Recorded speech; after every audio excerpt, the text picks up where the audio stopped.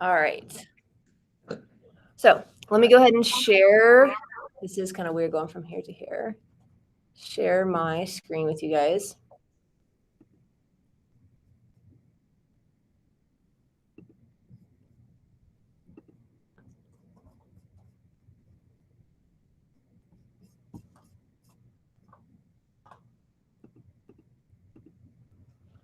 All right. So the first piece that we're going to kind of dive into is our transition priorities for the school year. We're going to focus on what you see in purple there. Our language learners, students with disabilities, students experiencing poverty, and students of color in our priorities this year. Also, this graphic is the same as this one, but this one's just presented in more linear way. So you can look at the local choices and then universally implemented with the three different tiers there, the equity, acceleration, and the social emotional learning. So just a second to take a look at that. Also have on here our long-term foundation of our instructional theory of action. And it hasn't shifted, it's still the same, but how we approach it and plan it is changing. Just from what we've heard from the community and how schools re-envision their work, but also how the system moves forward as well with these with this foundation.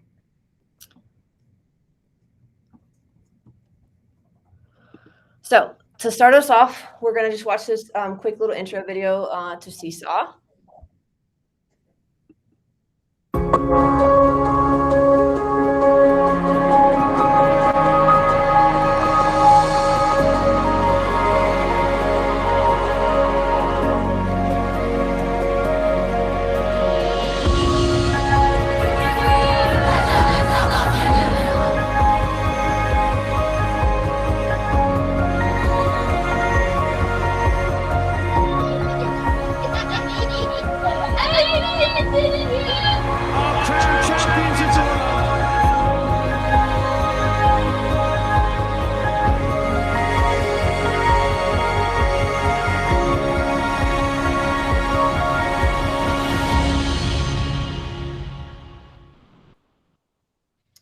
Awesome. So this is, I was going to do breakout rooms, but there is no need to do breakout rooms because there's a couple of us. So we're just going to kind of chat in the room that we're in. So how can technology support great teaching and learning? Just, since we're in a small group, do you guys have thoughts towards how technology can support great teaching and learning? Or would like to share? Or even the digital coaches too, since we're. Yeah, I mean, I just feel like it gives greater access to like resources. Like if you didn't have a computer, you couldn't access like, I don't know, more books, more information. Kids learn how to research things. Like your world just like expands. For sure. For sure. I think it could be used in so many ways to link videos as a portfolio. Students can record themselves. I mean, I want to implement this in the classroom when we're back in. I think it's such a great tool. For sure. And just to learn a little bit more about it. Yeah, for sure. Yeah, I think the access piece is huge, and also just giving, like you're saying too, more tools, especially for different types of learners that you may have in your classroom. And then it gives them that variety and that choice to empower their learning a little bit more. Very cool. And then to just be able to share with families that they can link in and see what the kids are doing. And it's there, like it's always there for them at any time. Yeah. Other access, part of the access piece. Yeah. Yeah. And the connection piece from home to school to make them feel like you're saying, like bringing in that home aspect makes them feel more at home when they're at school, that connection. So the next slide I have here, and this is where I was going to shift a little bit, but we can go ahead and do it. I have a pair deck that I'm going to do with this slide. I was going to do, but I think I'm going to just skip this because we're a small group. If you're interested in Peer Deck, it's also a great tool in your classroom, and any of your digital coaches can support. And it's also on we have all-in-one that can support it as well. But since we're a small group, we're going to use Peer Deck for today. I'm going to just actually skip that slide. Okay.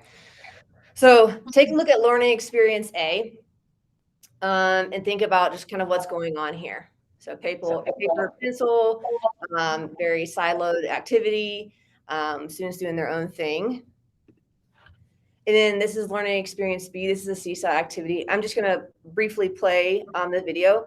This activity is targeting the same learning objectives, just in a different format. So as we're watching it, think about, okay, learning experience A, learning experience B, what's different? Which one would I prefer? Okay, girls, this time we're going to play war with 2 cards. And instead of adding the cards together to see who's got the biggest number, we're going to multiply it. And then the big number gets to take the pile. Is this the winner?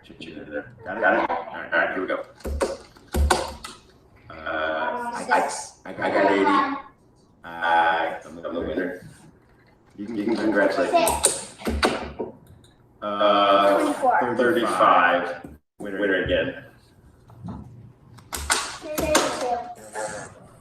I got 4.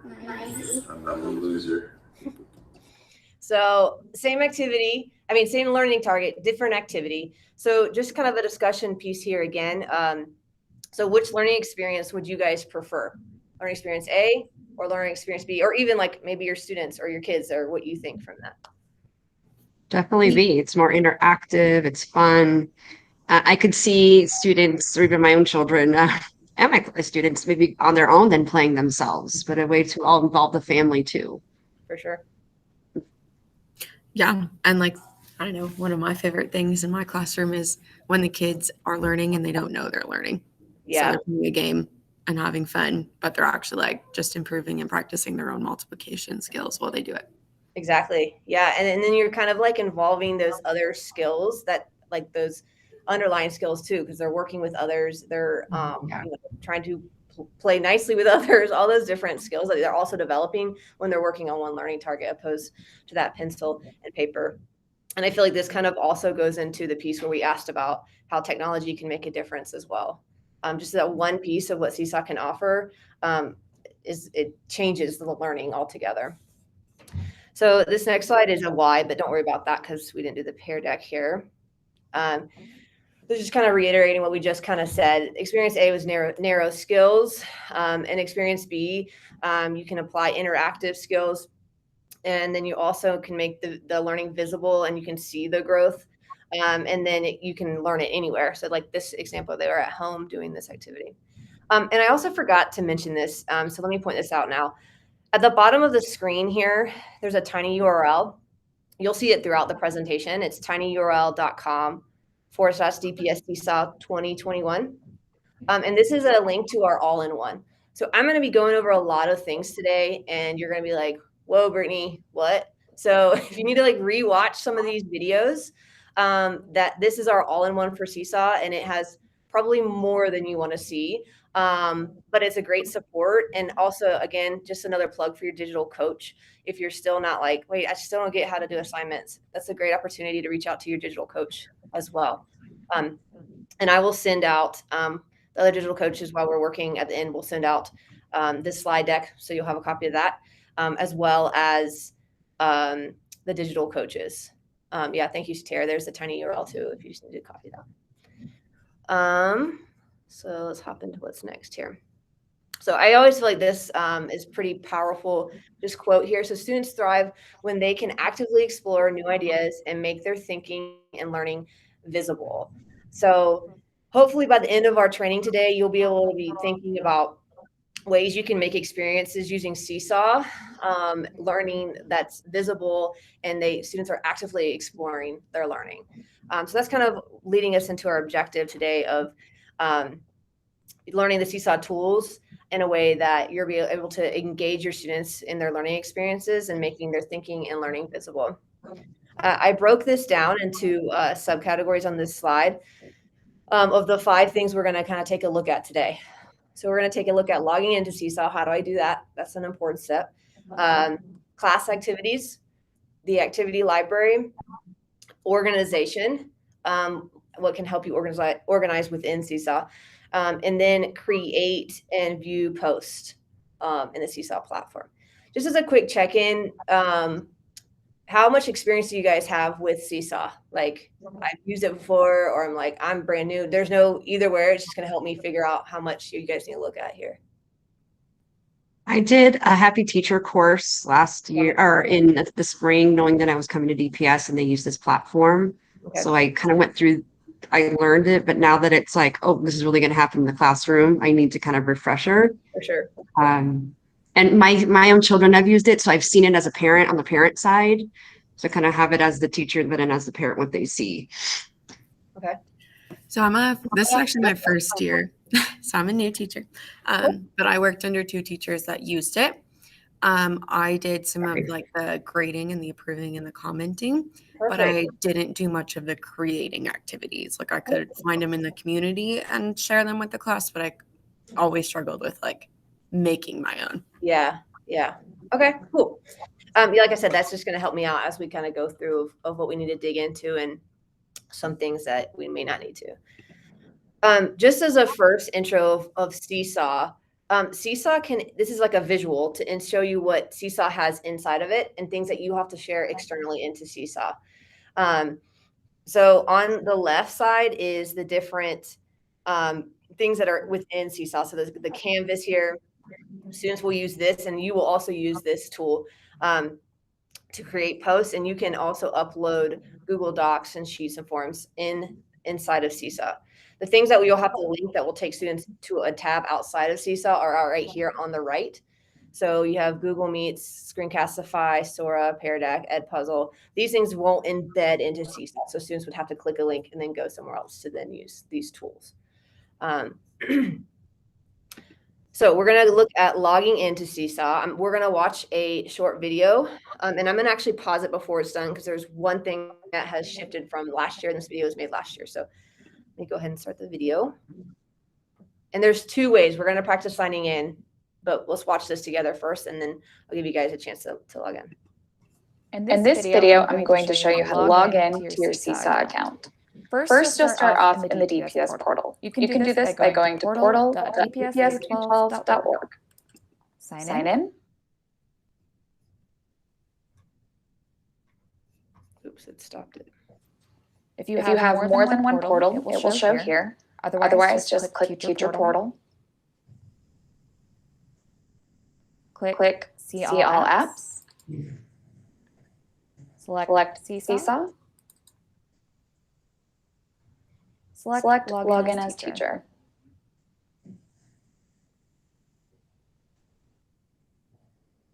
Here you will land on your Seesaw classes. Alternatively, you can also log in by going to app.seesaw.me, clicking I'm a teacher, select Seesaw for Schools Clever Sign-In, find the district and for public schools, log in with Active Directory,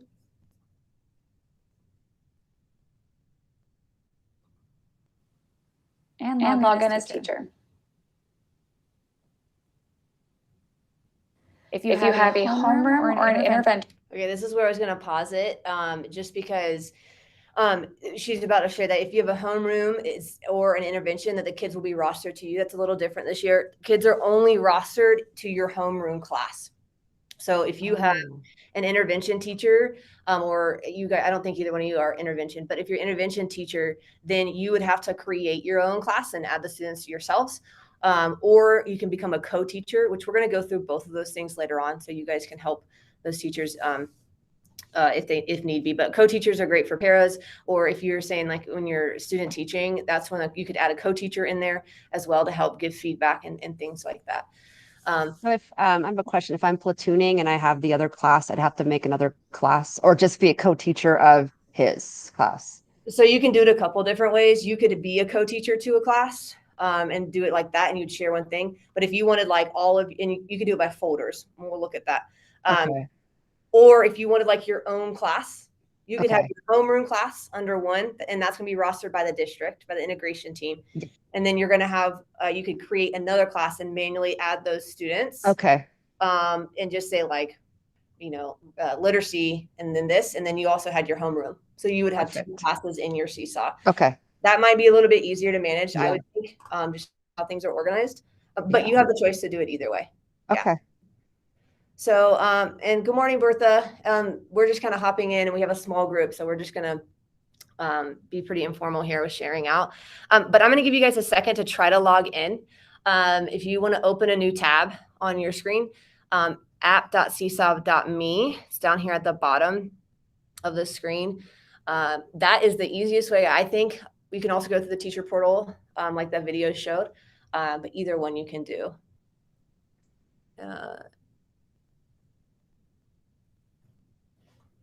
What was that, Satya? The roster will not change?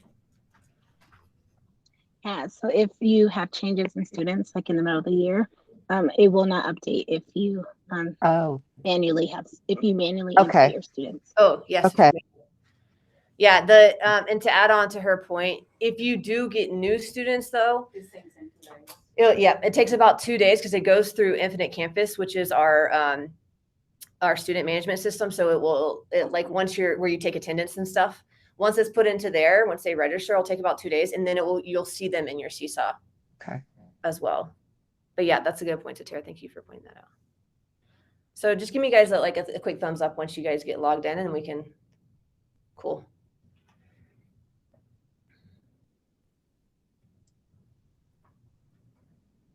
So as you log in, you should probably start seeing, your students. If you are already rostered, you should see them in your class. Awesome. So just kind of have that tab open. We're going to come back and forth, or if you want to do a split screen and have them both, it's up to you.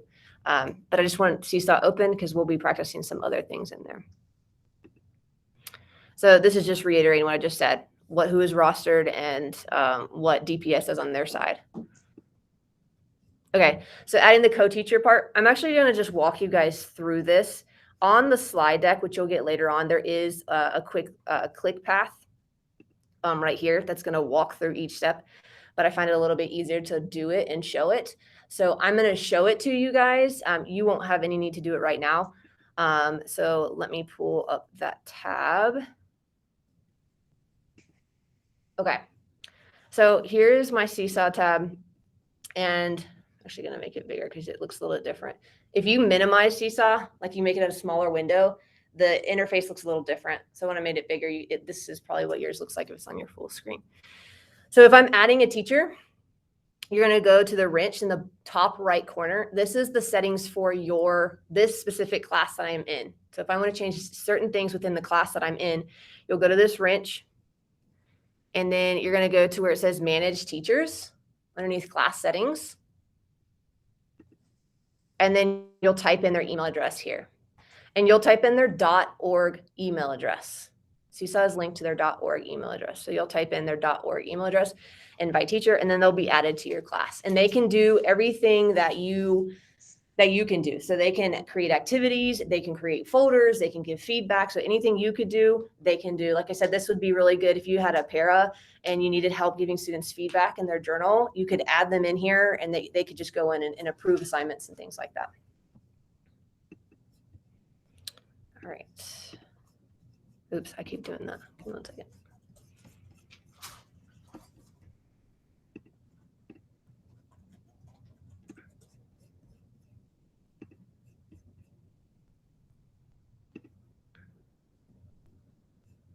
Okay. This is hard navigating my mouse from up there to here. All right. So again, this is in the slide deck too. So if you're taking notes, but you want to see a quick click path, this is a great resource here. So class activities. This is where you're going to look at Madeline looking at creating those activities. I think this piece will be helpful for you here. So again, this has a click path through here. I'm going to also walk you guys through this click path to see how to do it. So the next couple of slides are a click path of how to do it, but I'm going to also show you how to do it as well. So let me share this tab. Okay, if I want to create a activity, I am going to click the circle, the green circle with the plus sign, and then I have 3 options. Okay, and we'll talk about this later, but this is what you as a teacher see when you click this. Your students will see something a little bit different. But you see 3 options. You're going to click Assign Activity. And then once you get here, you'll see a circle with a plus sign, Create New Activity. So you'll just come here and create new activity. Now, the first part is required to put the activity name. So you'll name it like whatever, have fun. And then you can type out the instructions. There's also some Seesaw shortcuts, which are on that 101. So you could put like, so like you could say take a, and then it's a colon and put photo. And instead of putting photo, it'll put a camera there. So then your students don't have to be able to read that to see what they need to do. And there's little shortcuts for a whole bunch of Seesaw tools. And again, that's linked in the Seesaw all-in-one that I think Satara shared earlier, and it's also on the different pages, the URL. Cool thing about Seesaw is that it has the voice instructions. I always had this for my students. I taught kindergarten and first grade, so it was like a necessity. And I also made sure that I taught my students to do that. So like before, and I'll show you how they add a response, but I took the time when teaching Seesaw and I said, when you look at activity, first thing you do is listen to the voice instructions. Because some kids will just like go by it and be like, I don't know what to do, you know? So that part is super helpful to add that. The next piece is a great place to add exemplars to show students what the expectation is, as well as if they're doing this completely asynchronously, then you could take a screencast of you doing the activity and then upload it here so kids could actually watch you do it and then they do it. The last piece is a template for students. You don't have to have this, but if you do already want to have a template that they go in and they interact with, this is where you would either upload it or you could create it on the Seesaw canvas. If you don't create it, it's just going to bring them to the canvas themselves. So it's like a blank whiteboard. Think of like that with the choice of the markers at the bottom. I'm sure you guys both are familiar with that. So then you'll click save and it will come up like this. So remember I said photo, see how it's a picture of the camera? And then you would just click assign from there to have students interact with the activity. When I'm going to take you back over here in any moment, just like kind of stop me if you're like slow down or question, please feel free. So once you assign it, students will see this in their Seesaw journal. They have to click the activities tab. If they're on journal, they will not see it. So they need to click the activities tab up here, and then they would click add response. Now, like I said before, I'd always teach my kids to first listen to the instructions and then click add response, just so that I know that they at least heard the instructions, whether they comprehended them or not. That's another story, but at least they heard them. So this is what your students would see. Once students submit it, there's a couple ways you can check the students' activities. This is one of them. When you click on the activity, you'll see like a quick one-pager of who's turned it in, who hasn't. This is nobody's turned it in on this activity example, but you would see one that has it turned in. You could see if it was in progress, so where they started it but didn't finish it. And these are showing that like they haven't even done it yet at all. So this is another way as well. When you, yeah, and I'll get there, Shayla, you're exactly right. You can assign which students you want to give it to. When you log in, you're going to see a banner at the bottom of the screen, and it'll say like 3 posts that need to be approved. Or like if you assign this to a class and you haven't looked in a while, it might say like 200 or something crazy. Hopefully it doesn't get to that point, but teaching remote definitely has been there. But this is another way you can view student posts to review them. Or underneath your activities tab here, you'll see a blue banner there that says like 1 response needs approval. Yes. So then Shayla just kind of brought up too that you when you assign, and here I can go ahead, I'll back up. Let me back up a little bit and show you that. I have it later on, but we can look at that now. When you're assigning the activity, so I'm going to click assign, it comes up with all my classes. So Jennifer, like if you're saying if you have more than 1 class, you could choose which class you wanted to assign it to. You could go in and you could choose, I want to assign it to certain students. Like I only want, this student to have the activity or whatever the case may be. You can also put it in folders, which we're going to talk about here in a bit, which I don't have any in this account, but you can also tag Common Core standards. It's already put in Common Core standards. So then you can tag a standard, and we'll get reports later on, but you could say, okay, how many of these students have this standard mastered based on what they've completed in Seesaw? But you have to tag it when you well, you have to tag Okay. the activity, or when you do that report, it won't tie the two things together. So you would choose your students and then the green check and then assign to class. You could also schedule. This was a great feature I loved, was that if I'm planning on Thursday, my planning period is Thursday, but my students, I want them to do it during their math stations at 2:00 on Monday or something. Then I would come here and you can choose the date that you want to do it. And then you can choose the time that you want to do it. And the time defaults to like what time it is right now. So when you're looking at it, I just noticed something I noticed when I was messing with it. So, and then you just assign, and then they have the activity. And it's what you see here in the student journal that we had talked about in this last slide right here. That's how it appeared for students.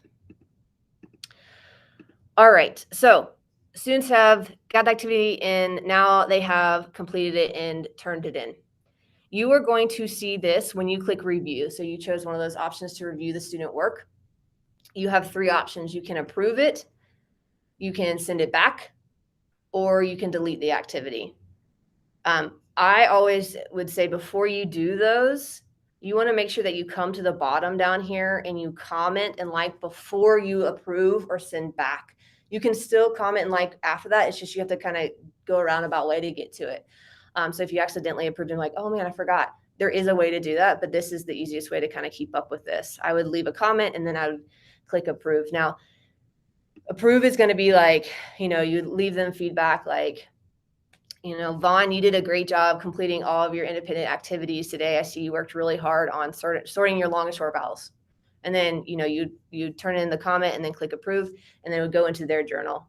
If there's something they did and you want them to fix it, then this is where you could leave that comment and say, hey, Vaughn, you did a great job on your long vowels, but then when you did your read aloud, I want you to reread that again and try practicing your fluency.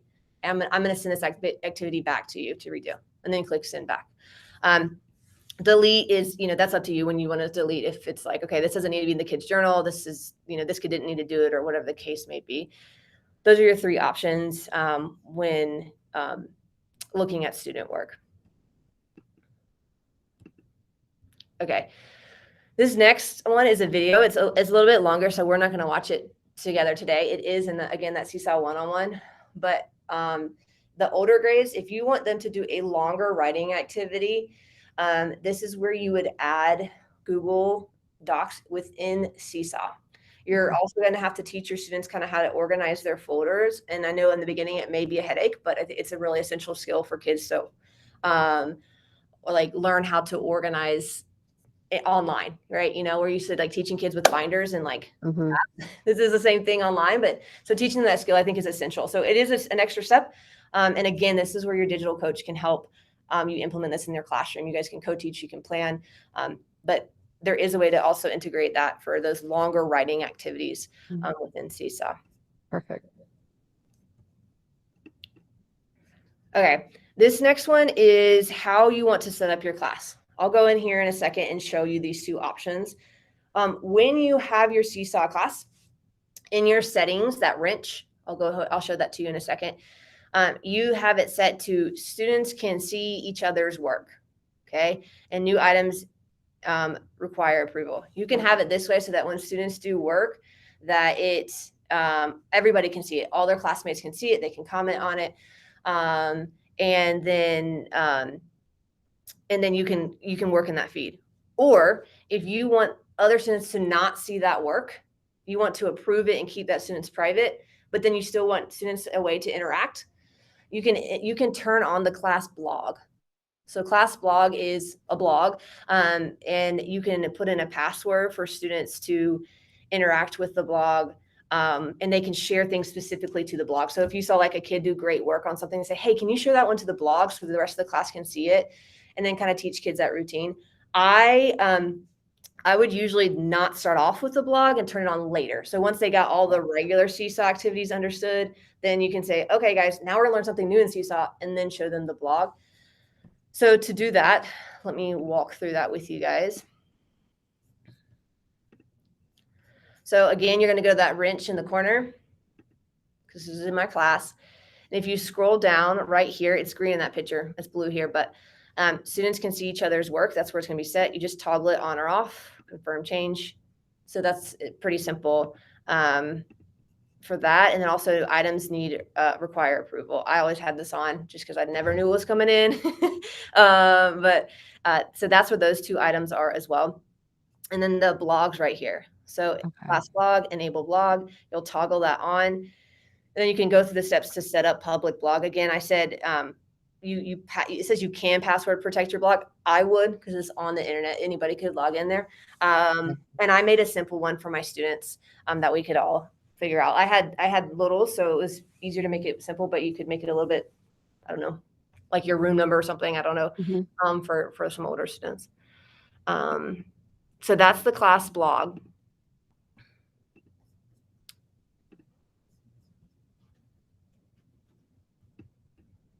Okay. So we went through already how you would create an activity from scratch. And then this is the activity library. And this, I feel like this with Seesaw is like a game changer, because there are so many activities that are already created that you can just grab and make your own. So we're going to walk through what that looks like. Again, this slide deck, which you'll get, has a click path. I'm going to hop into Seesaw. I just think it's a little bit easier to show you guys to do it. And then you'll get a chance to explore in the library here in a second. So let me share this tab. Okay. So here's my Seesaw account, and I'm going to go again like I did when I was creating activity. So you click add, assign activity. Okay, same thing as when I was creating a new one. But now you see these 3 categories at the top. So I have my library, school and district, and then community.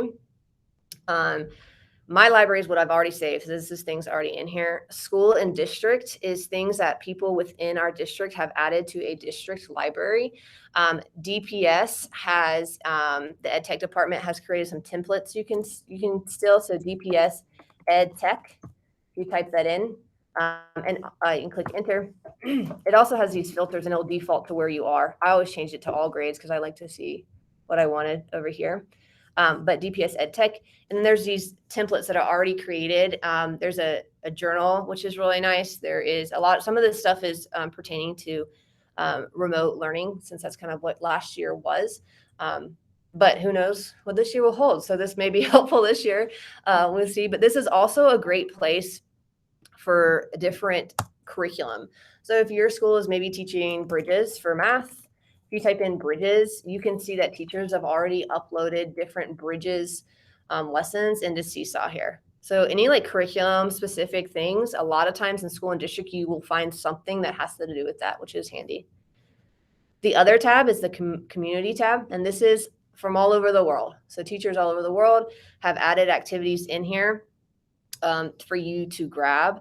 I loved this one. I would always change it to all grades because sometimes it would be more like I could see more options that would still fit my class, even if it wasn't a first grade or kindergarten class. So here you can type in, like, I found this one the other day. I think it was under daily 5. I typed in daily 5. And this literacy station one I thought was super cool. So I'm going to go through that with you. So I clicked that one. I liked it. The heart, okay, it's pink right now. It will be not pink when you see it. If I click it, it turns pink. That means it adds it to my library. So now if I go to my library, I will see this activity in there. If you want to copy and edit, so this is I can check out the template. I can click it here and I can say, oh, this is really cool. Like, I really want my students to have this for their stations, but for read to self, like we have Sora. So I'd rather put that on here than Epic. So I'm going to change this link.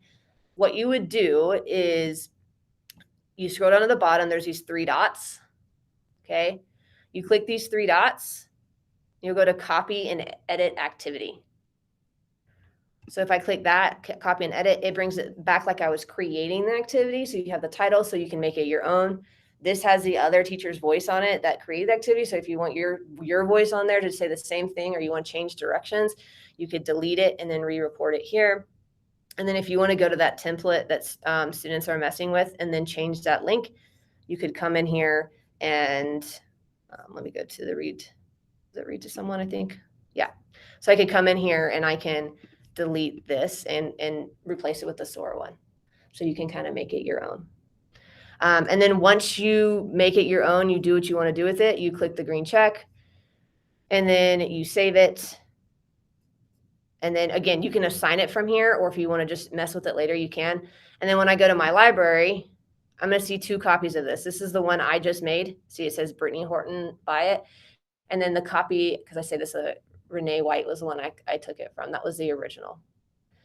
So I think that, like I said, it's an awesome feature with Seesaw to be able to kind of politely still the activities from their teachers, because there's some great resources out there and no reason to recreate the wheel. So what we're going to do now is I'm going to give you guys some time to explore. So I want you guys to go into your Seesaw that you should have open in that other tab. And Bertha, if you need help getting there, because I know you kind of came in a little bit later, just let us know. We're happy to help you while we're all exploring. You can type in the DPS Ed Tech if you want to check out those templates. You can go to the community, whatever you would like there. I have these directions up here on the screen for the steps to do what I just went through with you. This says type in Ed Tech. You can type that in, or if you want to search somewhere else, you can. I'm going to give you guys about 3 to 5 minutes just to kind of search around and see what you guys can find. And at any point you have questions, just let me know.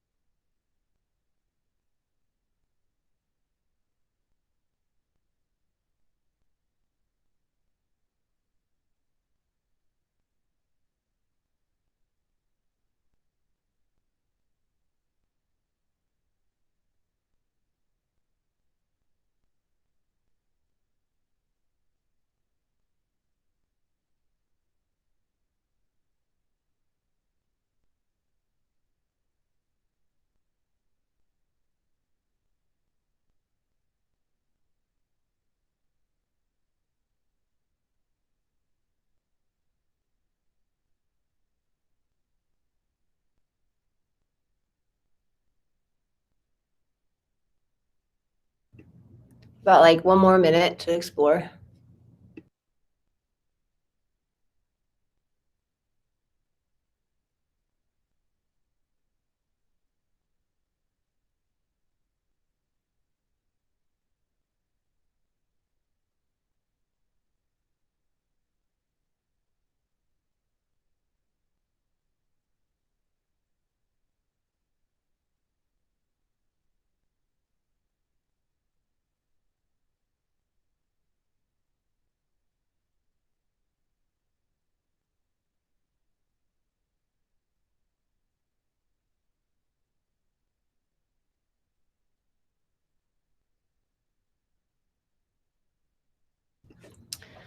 All right, cool. So if you guys can just make your way back, and feel free whenever to explore that for your class activities and see what you can grab and create on your own. Our next slide is just a discussion here of how, now that we've had a chance to kind of explore the library, you've seen how to create them on your own. How do you see Seesaw activities supporting engaging learning experiences within your classroom? If you guys just want to share out. if you feel comfortable. I think just connecting it with any activity we're doing in class, like we talked about a longer writing assignment and having students record or a story that they write and having them record it, just to access those different types of learners. Some might just want to write it on paper. Yeah. Some might want to do it on the computer, and giving them the choice. And then I like the creative part too, where they can add photos, they can take pictures of themselves, just allowing that creativity also. Yeah, and I liked the idea of like using it during centers. So kids can independently work on their own computers. They have directions. They can always access if they're lost or confused. Yeah. I'm gonna talk a little bit more here in a bit about how, like with center time, you can use it as like a communication piece. Because I would always tell my kids, like, you know, when I am in with my group, like, you know, you guys don't exist. You know what I mean? So I tell them 3 than me is what I'd always tell them. So yes, 3 people, and then you can ask me, but it wasn't ever me. I used like a sticky note in the classroom, but I can see Seesaw in this case too, being a way for kids to come into Seesaw and ask their question. That way I could give them feedback later on about whatever the question may be. So yeah, definitely provides an opportunity for those types of things. And then extending on those writing activities that you're talking about as well, Jennifer. So again, just highlighting kind of what we talked about here. Kids have the option to give, or you have option to give multimodal directions and resources. They have all the different tools they can choose from to then show their learning with you. They have the authentic audience, especially if you're using that blog feature, and they can work off of each other. There's also a way that you can assign, you can tag different students to one activity. So if you did a writing assignment and you wanted 2 other students to read that one and give them feedback, you could do it that way. And also the meaningful feedback, right? When you're in a classroom and you have to like have your small group and then also help this kid over here, it's a great opportunity to say, okay, now I have time later on to take the time to give them meaningful feedback to build off what they're learning within Seesaw. Okay, organization. The feed in Seesaw can get really overwhelming very quickly. So I'm going to talk about 2 different strategies that can help ease the pain there. The first one is folders. When you create an activity, you can add a folder to the activity. When you add it, you can categorize it by science, math, literacy. If you wanted to do week of, you could. So you looked at all the work for that week. There is another way I'm going to show you that's a little bit easier for week of than using the folders here in a second. I found folders to be super helpful. I created a folder for like reading data and math data. And then so whenever a kid did an activity, and I may have not initially made it as a data entry point, and I saw it, I was like, oh, I really want to share this at data teams, or hey, I really want to share this during parent teacher conferences. I would tag it and put it in the folder for the reading data. So I could just pull it up and I could show it, or I could send a link to the parents to say, you know, to support what I was saying I saw a student doing in the classroom so they could see it themselves. That was super helpful for me doing it that way. So to create folders, I will show you how to do that. There's a couple ways. You can click on the folder itself over here to the right. I don't know if I'll do that again because I was kind of fast. On the side, you can click on the folder, go to manage folders, and then create a folder. And you can choose the color you want and the name of it from there. And then when you're creating that activity, you can tag the folders. So let's say I wanted to do this and I wanted to assign this. See where it says edit and then folders? I would come here and then I'd click the folders. Again, I don't have it in here. I can create a folder from here too if I need to, but this is where I'd tag the folder. So the activity automatically already goes into that folder. You can add it to a folder after the fact, but this is the easiest streamlined way to do it. So that is folders. The other way is a newer feature with Seesaw, and it's the progress tab. So you're going to have a tab on the right. It's titled progress. And again, when you get this slide deck, this is going to go further into it, but I am actually going to click it for us today. So the progress tab, I'll show you how to get there in a second. But when you get there, you're going to see a layout of all the activities that you have done for the date range that you choose. So this is the date range up here that's selected. And then I can see these are all the activities that I assigned. And then the left side has all my students' names. So it's like a quick snapshot. This is what I was saying is a little bit easier than doing the folders by week. This is a quick snapshot to see, okay, for my Bridges unit, what does that say? Unit 1 or Unit 5, this activity right here, I can quickly see that this student has turned it in. This student has not done anything with it yet. This student I didn't assign it to because there's nothing there. The orange check means the student started it, but they haven't finished, they haven't turned it in yet. It's saved as a draft. If you see a solid green circle like this, that means that I've already checked that. I've already approved it. So the ones that are not filled in green, I haven't approved yet, but the kids have turned it in.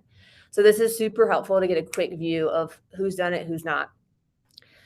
From this view, what you can do is you can select the date range. Like I was saying, you click there and choose the date range you want to see. And you can also hover over the activity itself, and you can see a quick snapshot of like, okay, 5 not started, 13 are waiting on approval. And then you can also click the circle itself to see the student work. So if you wanted to use this view to go in and give feedback with, instead of going to the journal feed, you could click this and say, okay, I'm going to go through this activity one circle at a time, click it, and then give that kid feedback on theirs and approve or send back or whatever the case may be. So that's a great way to help. Seesaw already organizes it that way. It's just super helpful feature they've added in terms of organization. I guess here I can show you guys that real fast. So progress tabs over here. You see, I don't have the blog tab because mine's not turned on right now, so that you don't see it here, but progress tab. And I don't have any activities in this class, so you won't see anything. But then I would come up here to date range, and I would choose what dates range I want to do, and then done, and it would show that view like I was going through a second ago. All right. So, all right. We still breathing over there? I know it's like information overload. Okay. Well, the next part is to view and create posts. So we went through the activities tab. You also have a journals tab on the left side, and this is where you would view and create posts. So I'm going to talk you guys through this. Again, it has click paths on the slide deck that you'll be able to see, but I'm going to talk through it with you here. This is a great feature for when you don't create activities, but you want kids to put things in their journals. So for example, you're saying, Madeline, about like using it for stations and things. I had it for my class where I had, because I don't want them to be on the computer all the time. I had activities in the classroom they would do, but I still wanted to give them feedback. So they took pictures of their work and they submitted it. So then I could still give them feedback later on their literacy stations, and I could also keep them accountable for, are they actually doing it, you know? So the journal feature, if they're in the journal, the kids would just come in and they would click this green check, and then they would take a picture of their work and submit it. So it was an easy way to do that. It's also a great feature for if you want to post something like from your end and put it in someone else's journal. So I use this for when I had like writing conferences and we would make goals together. Instead of them saying, okay, log into your Seesaw and I'll take a picture, I had my Seesaw up. And I would just I'd have them hold up their goal sheet that we created together. They'd take a picture, they record their voice on my computer. And so we just added it here and then we tagged them and it went into their journal. So this goes into their journal right away once they post it. Last note about this, and then I'll show you another feature. Also great for the journal feature is to click add. And with my littles, this is where the question feature came in, because they couldn't always spell things. They couldn't always write things. And so I was like, well, how do I spell this or whatever? If you click the plus sign, just take a video of your question and ask me. So then I can listen to it and then respond. So there's not that barrier of, you know, not being able to write it. They can take a video. This was super helpful. I just have that as a question feature. And then I could just in the comments answer their question. So the journal has a great capabilities for that. When students put things in their journal, you can check it it will be in your feed when you open it up under journal. It'll be right here. Or this little calendar icon next to those 3 lines. If you click that, it'll give you a calendar view. So you can see by the day what activities were submitted. When kids complete an activity that you assigned, and you approve it, it then goes into your journal. So into their journal. So it moves from their activity tab into their journal. So that's kind of like the stores all of their work. You can also filter it by student. So when you're in the journal tab and I want to see what Mila did, I just click her name and then I can see her work. And it'll be just a feed of all the things that she's done. Again, you can comment from here. You click journal. If they submitted it to the journal right away, this is where you would comment, just like you would do activities. But you'll see the comment and like button there. And then this is kind of speaking towards what I was talking about with the conferencing. Or if you have student work that they've done in the class and you want everybody to see it and you want to put it in everybody's journal. So like Caitlin did a great job at this writing activity and I want everybody to see it. I might take a picture and say, hey, everybody go in your journal and take a look at Caitlin's writing activity and leave her one comment or something like that. You could just add it right here, going to the post student work, and it would show up in everybody else's journal. And you can select, if you just wanted certain students to see it, you could also just select, I want these 3 students to see the student work. Okay, so now I'm going to give you guys some time to work in Seesaw. What we're going to do is you guys are going to create just a welcome page for your kids, which will be on your journal when they log in. You're welcome to use this. You're welcome to just kind of play with the tools. It's up to you. This is just an exemplar here of what it can look like. So welcome to 3rd grade, 3 facts about me. You can add voice comments on here if you'd like. This is what our classroom looks like. So here's the directions. You're going to click add, and I'll walk through this with you in a second. You're going to click add, post student work, and then you can use the photo tool to take a selfie and use the tools on the canvas to create your own welcome. And then click the green check and select all students, or save as a draft if you want to finish it later. And then you can view the post in your journal tab or calendar view. So what that looks like is this. Okay, so you're clicking add, post student work. This is the canvas your kids will see when they click that green button. They only have this option, but this is when you could post student work.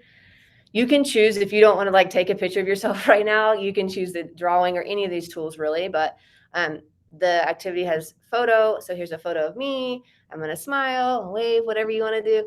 And then you can draw on yourself and you can point out like Shayla in the background and put like, yeah, whatever you want. So, so then you can add different, just play around with the tools, see what you discover. You can add voice comments to different activities. You can, this is a newer feature with Seesaw. If you are in there and I'm going to click the hand tool at the bottom and I'm going to right click and unlock my picture. If I unlock it again and you see where it says voice, I can add a voice to the image. So I can click and I can record. Welcome 1st graders. I hope you guys have a great first day in our class. And then click the green check. And then there's a speaker here and it's attached to my photo itself. So kids can listen to it. So just some different things. You can save as a draft if you want to finish later. You can click the green check and click there to add it to everybody's journal. And it will be in the journal feed. So I'm going to give you some time here to play around and create your own post. You have I'll give you like 5 minutes or so to play around and create your post. And let me know if you have questions. And I will leave these directions up on the screen for you to take a look at.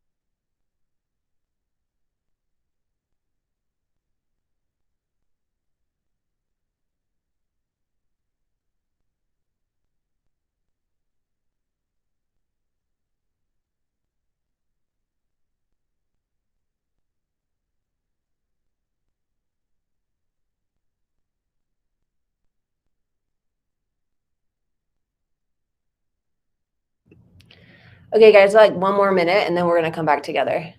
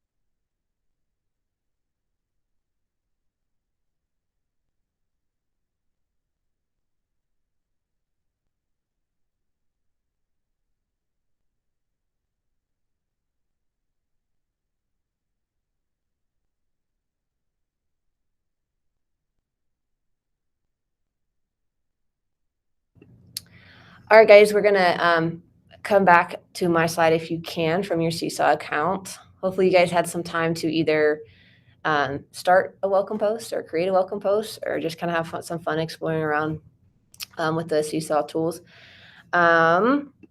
We are going to we're kind of done with most of it here, but just kind of discuss how to Seesaw's learning tools make learning visible. So you get a chance to play with those learning tools on the canvas and with the picture. So what do you guys notice? How does the Seesaw's learning tools make learning visible for you guys? What did you notice? Takeaways?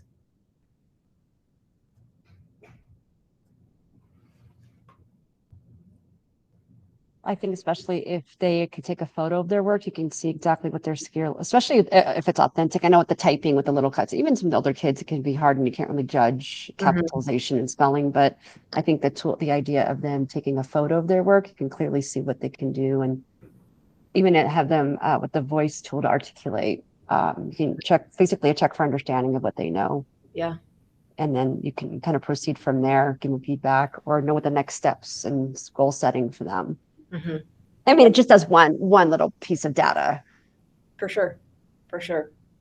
Yeah, and in terms of data too, like since it saves all of their work and you can really go back and see like, oh, this, like, even if it's simply in terms of like turning things in, like, oh, you just have a track record of like not submitting your work or like leaving it in draft mode.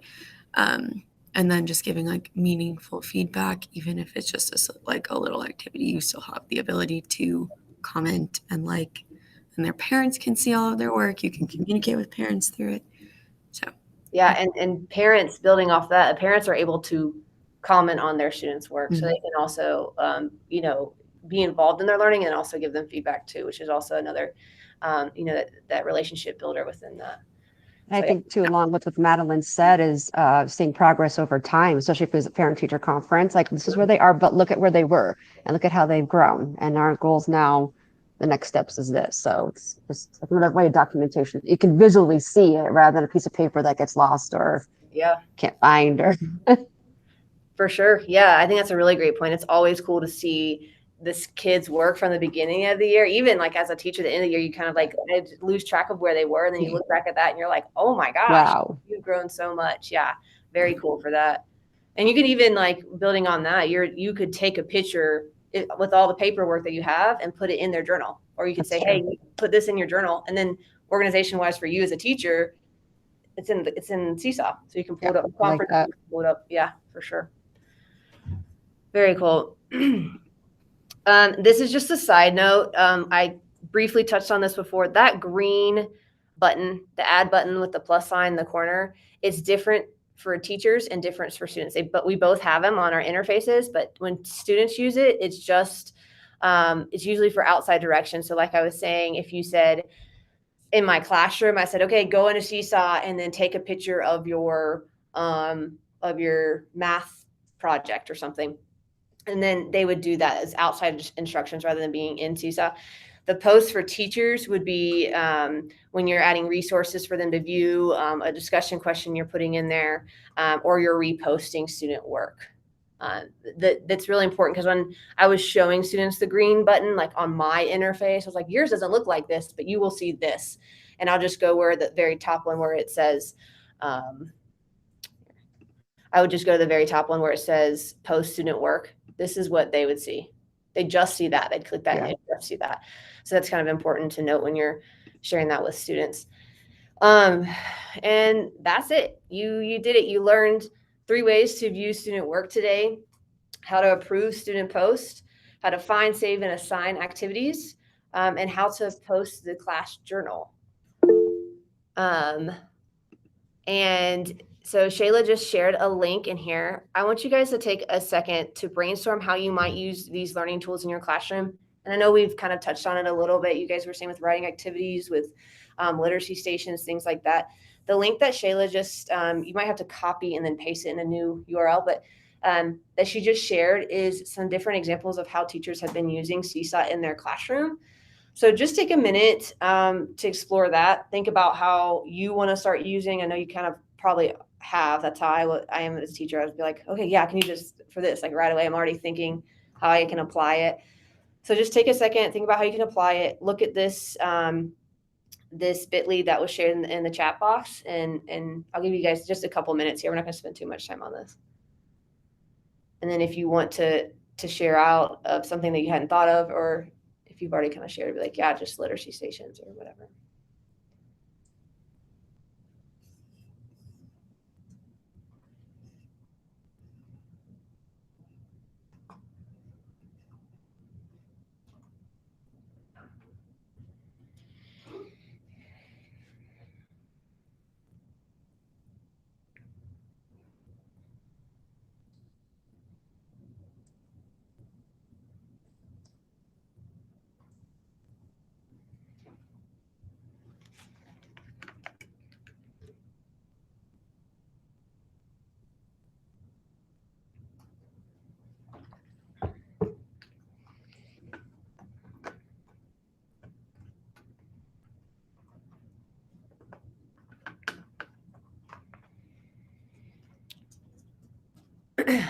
All right. Do either one of you guys want to share? Go ahead, Jennifer. I'm sorry.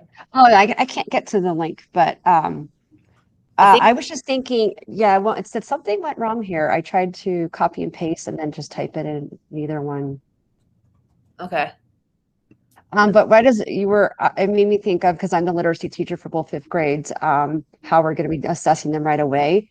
I'm just thinking of like their reading fluency. And if I can't get to all 50 kids in the first week, I can say, okay, pick a chapter book that you're currently reading, and I want you to record yourself reading. So even if I'm not, you know, it's kind of like an informal assessment of like, okay, I can kind of take notes as I watch the video of how they're doing. Because I'm definitely trying to get to everyone. It's going to be in both classes. But I thought that would be a great way that it's recorded, that I can kind of go back and give feedback. Like, okay, make sure you stop at punctuation, or great, you know, use of tone and voice. Yeah, exactly. So I like my last 2nd grade class, we used it a lot for writing. So like they would write on pencil and paper, because obviously that is an important skill.